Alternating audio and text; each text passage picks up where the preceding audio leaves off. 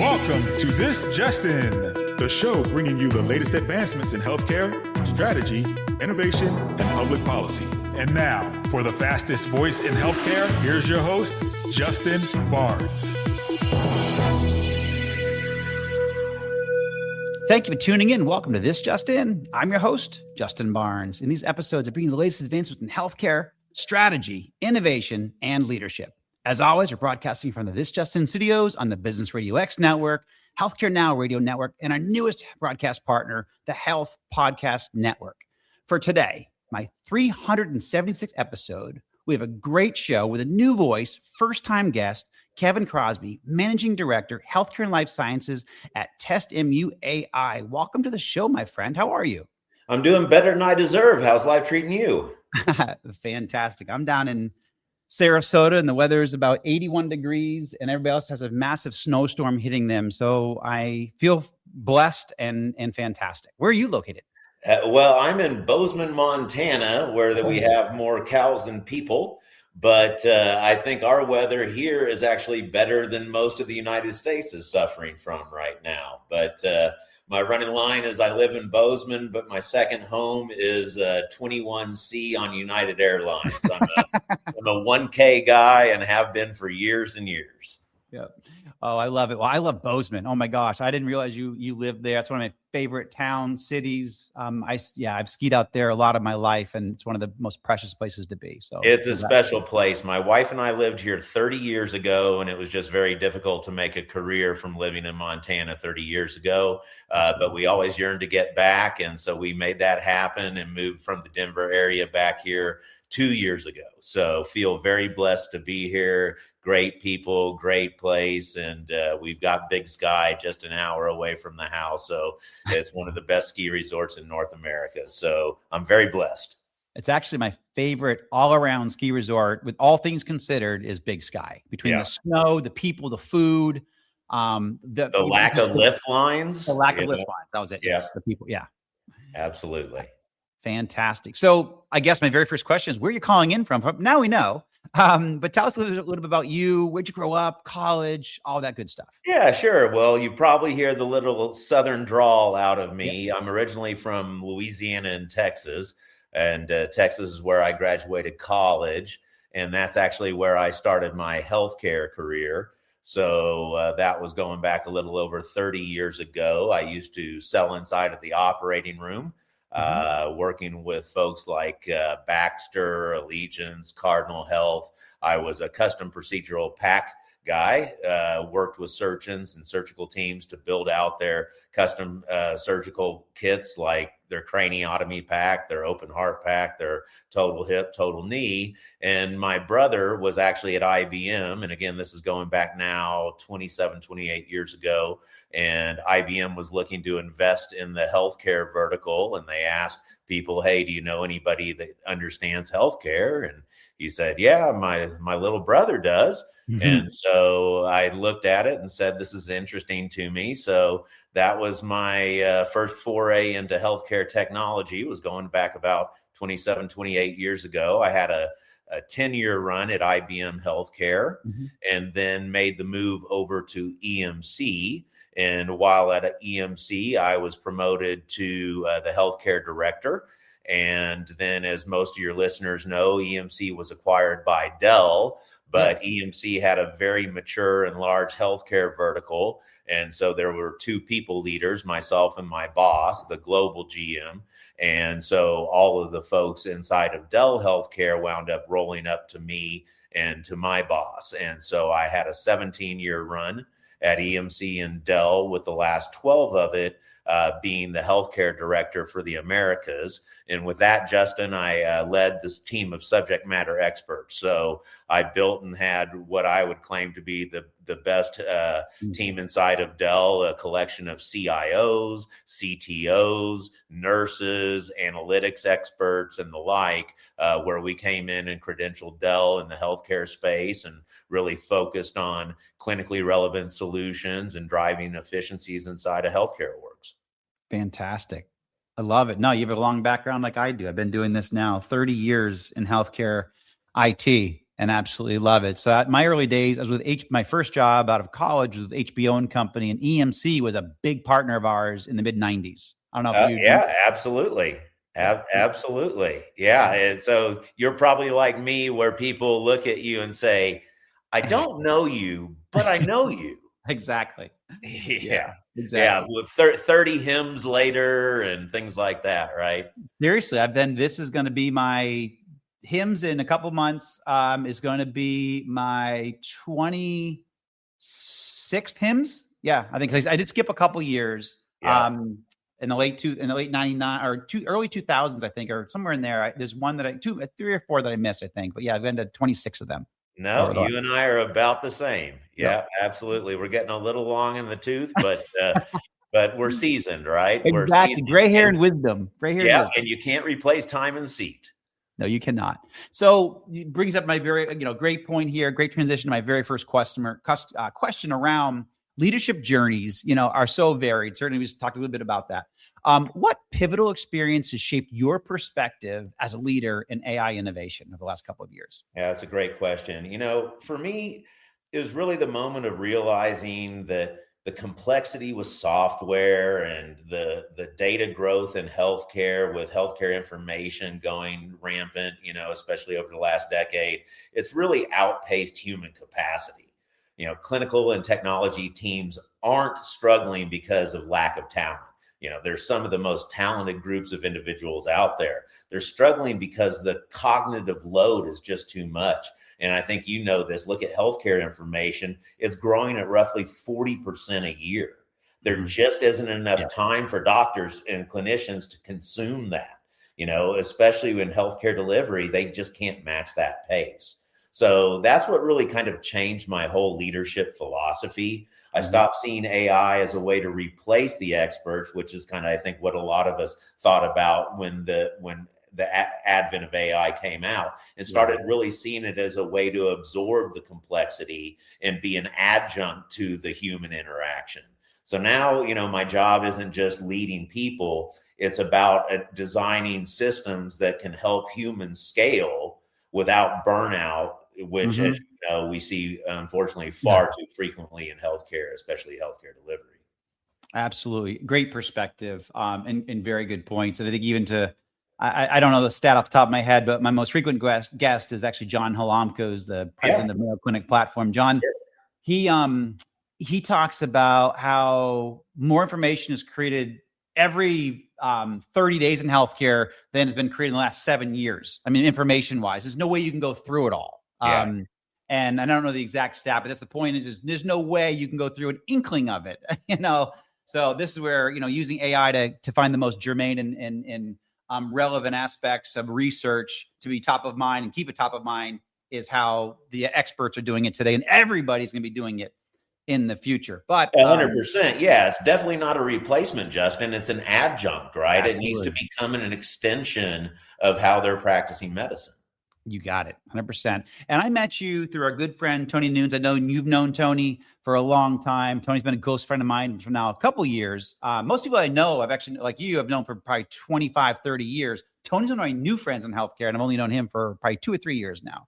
So, and so Tony used to work for me. So I was proud to say that Tony was part of my team for, roughly almost a decade, I would say. Yeah, he's a special guy, great friend, lives also down here in the Sarasota area, and he's leading healthcare and life sciences for AMD. And he brought me your name from a span of, hey, you got to talk to Kevin, great guy, doing big things in the industry. And he mentioned the Lambda test. And then I found out you renamed it TestMu AI. So my question to you is, rebranding often reflects a shift in vision or values, but what broader trends and insights drove to the evolution of Lambda Test to TestMu AI?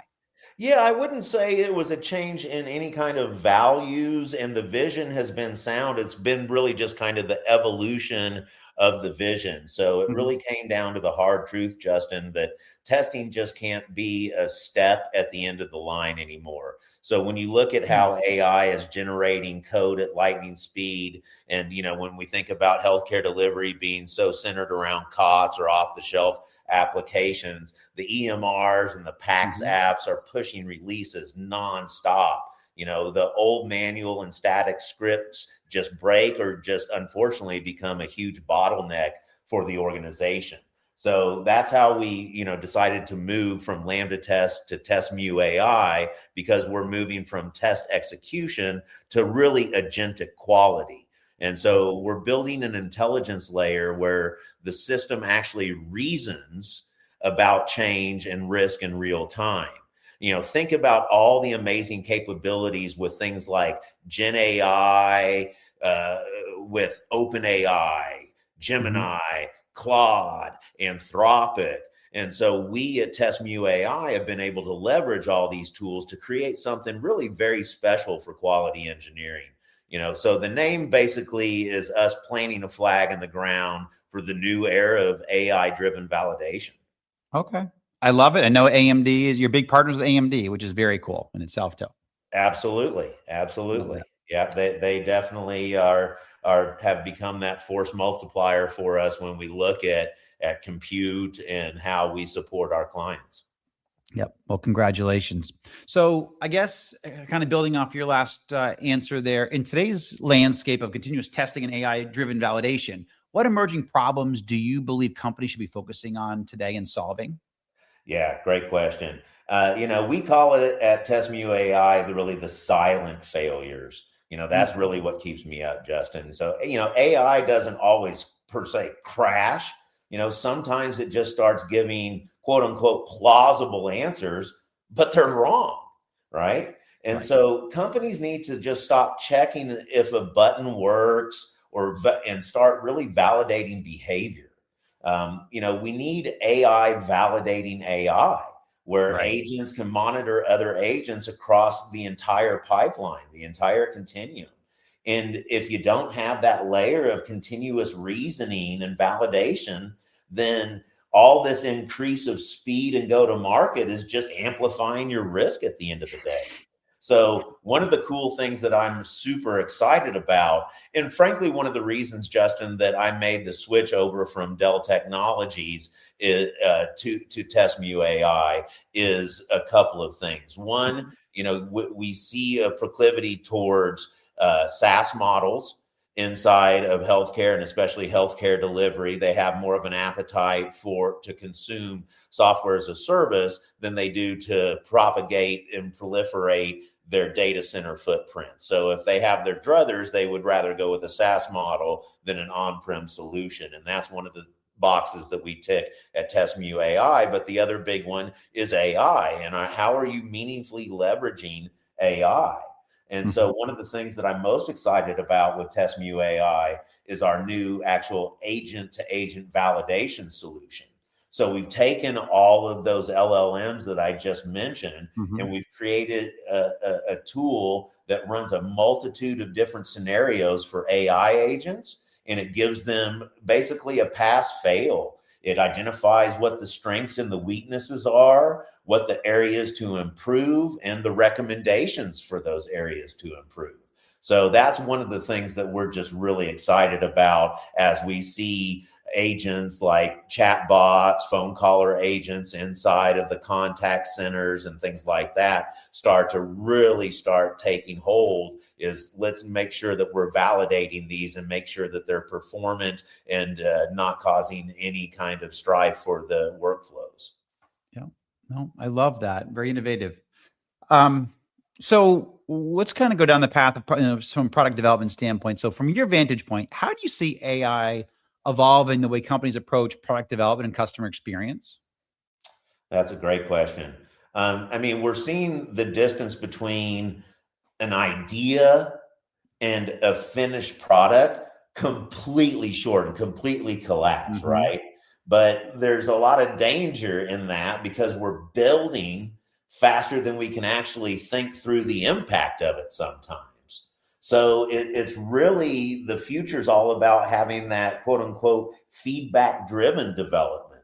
So, imagine AI agents watching how the user interacts with a feature and figuring out and spotting that friction point, and then being able to immediately guide the development team on what the fixed or the next test should be. So, quality now becomes really a live breathing system rather than just a checkbox and a gate that you pass through once. I love it. Great point. And for those that may have joined a few minutes late today, my special guest is Kevin Crosby, Managing Director of Healthcare and Life Sciences at TestMu AI. So carrying on to your last answer, how do you envision AI agents collaborating in ways that reshape industries? Perhaps even more beyond your own current solutions. Think across even healthcare, other industries for sure. Right. Yeah, absolutely. And that's where things get really interesting, right? That's where agentic systems are how AI really becomes operational. You might have one agent that is generating a configuration change, and another one is actually validating the risk, and then another one is monitoring the production behavior and orchestrating all of that in real time. So in a regulated space like healthcare, you can't just have a single AI making unchecked decisions. You need kind of what I would call collaborative friction, so agents ensuring accountability and traceability. And so that was really just moving from AI as a tool to AI as a governed system at the end of the day. Yeah. I mean, so it brings up where's human in the loop kind of fit into that process? Because I completely agree with you. I love this agent interaction. I totally agree. And we can scale much more quickly and safely, securely that way. But where's the human in the loop in that environment? Do you know, because what a lot of the best practices that people come on and talk about today is there's human in the loop. There's human oversight. Where's the so what are some of the reports, or how do you have that human oversight at the end of the day? It's like, oh, that's getting off base quite a bit. Or that's, right. that's well, yeah. So almost think about it like a conductor in an orchestra, right? People are always concerned about AI in healthcare and agents replacing bodies. That's just not, frankly, going to happen. They're going to take on certain tasks and mundane tasks that are going to give the clinicians or IT or operations more time back in their day. Mm-hmm. But you still need that conductor of the orchestra. You need that person that is looking at all the orchestration and the connectivity and the interfaces between all these disparate agents and making sure that there's a sanity check, they're performing correctly, and that everything in if you will, the orchestra is in harmony and playing correctly. Okay. Yep, absolutely. That tracks exactly what I have seen from best practices. Great. So kind of picking on that and following up there, in our, certainly healthcare's complex ecosystem, where do you see the most critical gaps that AI can help close? And certainly from your leadership level or even a systems level perspective. Right. Well, I think I've been doing this for 30 years, and unfortunately, this is one of the more perilous times in healthcare delivery, right? And a lot of the gaps, Justin, are in healthcare delivery specifically. And again, I look at healthcare and life sciences as a few pillars. You have healthcare delivery, you have the payers, and then you have the life sciences. And of course, surrounding that is kind of digital health, the tech partners, et cetera. But at the end of the day, it's a lack of staff and a lack of dollars, right? I think we're all familiar with the stats right now that 70% of healthcare systems are in the red. And then we all know that there's a shortage of nurses. I mean, one of the most scary stats that I've recently seen is that 50% of nurses are considering a career change in the next 2 years. Doctors are retiring earlier than anybody anticipated. Absolutely. And part of it, Justin, as you well know, is they're spending 2 hours navigating through technology and doing pajama time work at home, like charting for every hour that they're spending with a patient, right. And they didn't become a doctor to spend their time doing that. And so anything that AI can do to give clinicians time back in their day is frankly paramount. So mundane activities that can be done by an AI agent versus a nurse is absolutely worth vetting out. I had a CIO tell me, recently, unless your solution comes with a nurse, then I don't want it. And this was Right, back, exactly. this was back when I was not at TestMu, because we're looking at ways to give those nurses and clinicians time back in their day. Again, 2 hours with technology for every hour they spend with a patient is broken, right? Yes. So Right. things like ambient voice recognition for doctors, as you well know, that's kind of one of the more prevalent AI tools that we're seeing really resonate in healthcare delivery, because at the end of the day, it reduces the doctor's pajama time and it starts increasing their patient satisfaction. Now, looking through my lens at TestMu AI, the gap is in release confidence and time. Hospitals want to innovate, but they're terrified of a bug affecting patient safety or clinical workflows. And so leveraging AI to ensure zero defects in new releases, we can finally help systems execute clinical release cycles, without fear of a system-wide failure and having double barrel from a CNO saying my system's down, my fetal monitoring's down. What in the hell's going on with the network? Why is this an issue right now? You're affecting patients' lives. I just talked about giving time back to clinicians, but think about IT. There are systems, Justin, that are over a year behind schedule on rolling out a new release of their EMR, right? They're in hundreds of millions of dollars, or some of them over $1 billion in their Epic instance, or what they're doing with Oracle Cerner, et cetera.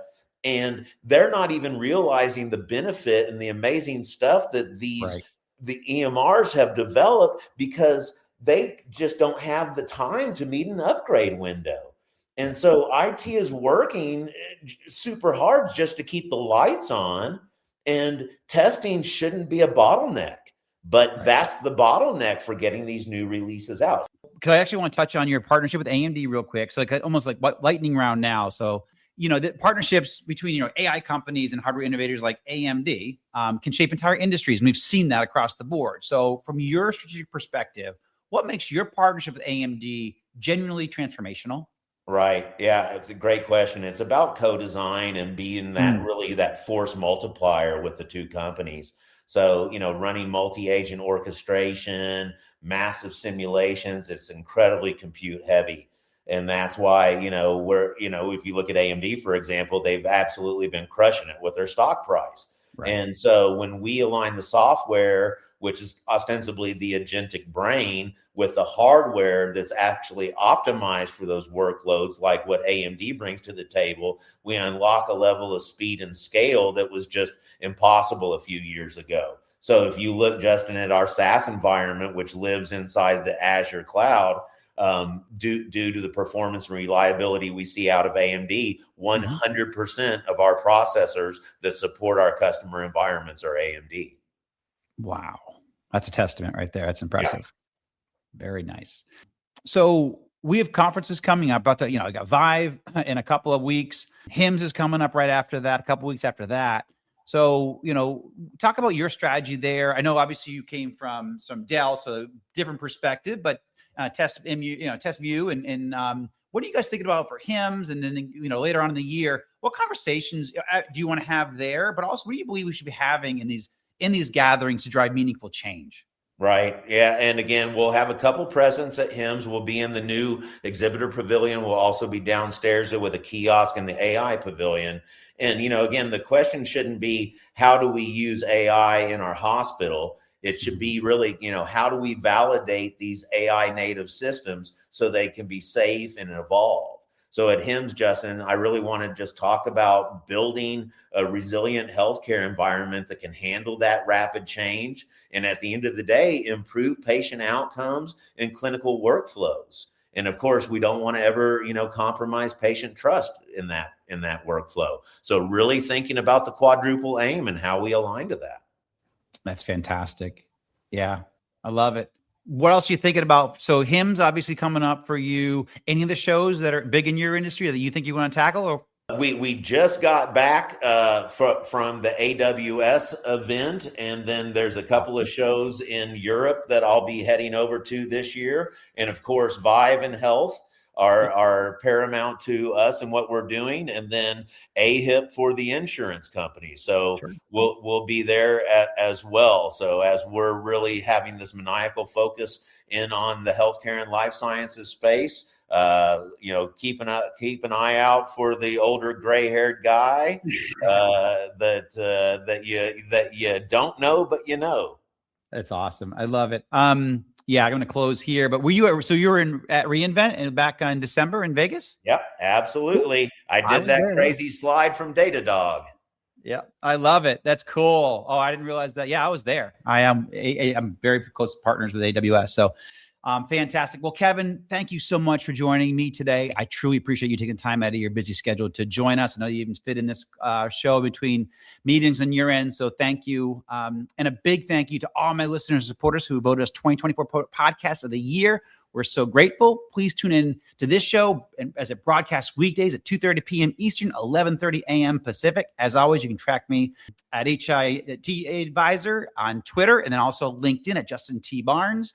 If we can respond to any comments from this show, hashtag ThisJustinRadio, and we'll certainly do that. If you miss any of this episode or want to hear more, my shows are posted at YouTube, Spotify, Apple iTunes, Amazon Music, Megaphone, SoundCloud, iHeartRadio, and TuneIn. And also, we just published some new thought leadership out there at justinbarnes.com. But truly appreciate everybody's time and have a great rest of your day. Thank you.